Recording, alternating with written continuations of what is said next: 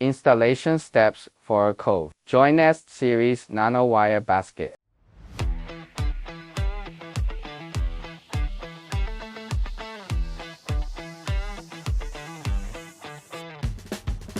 Align both sides of the cabinet using paper templates and mark the hole positions with a pencil. According to the markings, fix the drawer slides to both sides of the cabinet with screws.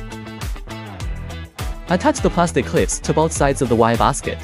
Pull out the slides and place the basket onto the slides, aligning and securing it with the rear hooks. Use screws to fix the front ends of the wire basket on both sides.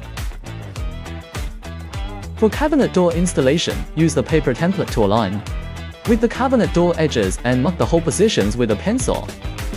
Use screws to fix the wire basket connector on the right side of the cabinet door. Attach the cabinet door to the wire basket. Close the door to check the alignment and determine if adjustments are needed. Adjust the door to make it flush with the adjacent cabinet door. Tighten the connector screws on both inner sides of the cabinet door. If the wire basket front panel is higher than the adjacent cabinet door, turn the bottom adjustment screws on the connectors to align it to the same level.